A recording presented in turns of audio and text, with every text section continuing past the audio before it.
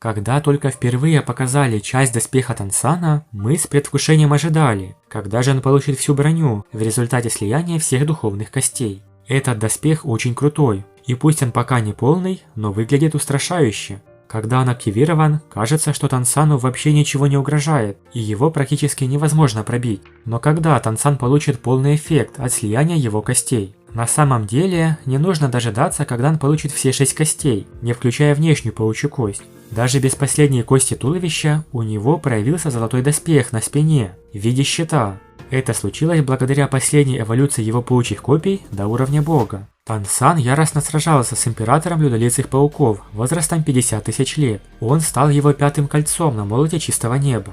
После победы тело паука было практически разорвано на куски, а из него вытекала белая субстанция. Перед тем, как начать поглощение кольца, Тансан обнаружил, что 8 паучьих копий на его спине вонзились в землю, поглощая белую жидкость, вытекающую из императора паука. Это поглощение оказалось очень полезным. Тансан знал, что появилась еще одна возможность для развития его 8 паучьих копий. Каждая часть тела этого паука могла быть использована для эволюции его внешней кости. Все 8 паучьих копий вонзились в тело мертвого людолицего паука и начали вытягивать его энергию. Тансан чувствовал, что его спина становится все жарче и жарче. Особенно 8 ребер, на которых крепились 8 паучьих копий, создавали ощущение, будто они полны сил. Тансан обнаружил, что вся его спина была похожа на раскаленную стальную пластину. Так все горело. Более того, возникло чувство, будто бы его спина превратилась в щит. 8 паучьих копий постоянно ритмично двигались, медленно теряя кроваво-красный цвет, постепенно становясь белыми.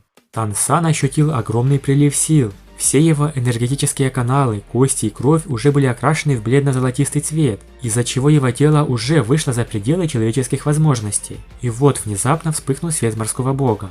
Паучьи копья Тансана развивались в сторону золотого цвета, который был темнее, чем раньше, и напоминал цвет трезубца морского бога.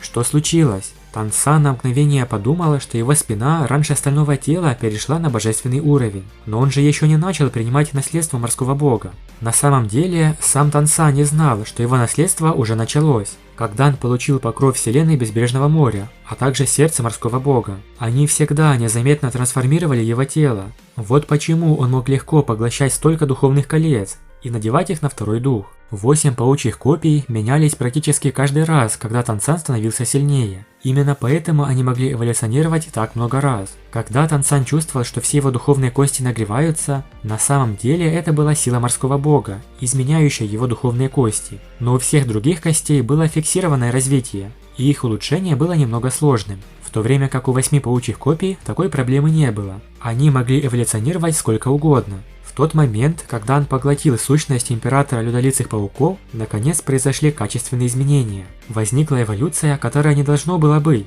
Прямо сейчас, среди 6 духовных костей Тансана, 8 паучьих копий были первыми, которые ступили на уровень бога. В каком-то смысле это было похоже на одну из 6 духовных костей ангельского одеяния.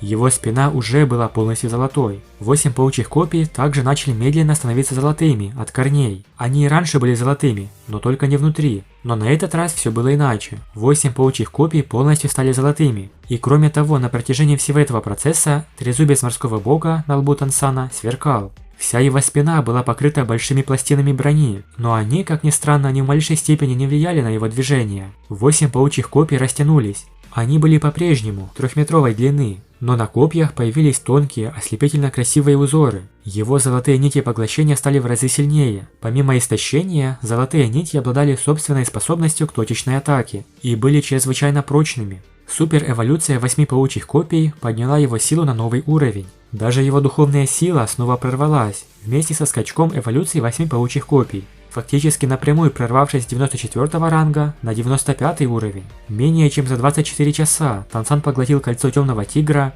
и впитал кровь людолицего паука, повысив его духовную силу на 2 уровня. Обыкновенный титулованный, возможно, не смог бы поднять духовную силу с 93 до 95 ранга за десятилетие, но Сан закончил это так быстро. Даже когда 8 паучьих копий были убраны, это твердое ощущение щита на его спине все еще оставалось. Это придавало ему какое-то совершенно твердое чувство. Тансан смутно чувствовал, что даже если он снова столкнется с темным тигром и попадет в странное пространство в виде ребенка, то 8 паучьих копий могут даже игнорировать пределы этого пространства и войти с ним внутрь.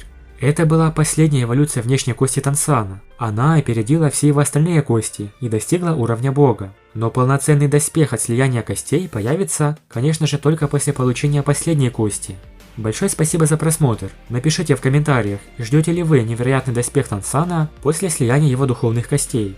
Подписывайтесь на канал и всем пока.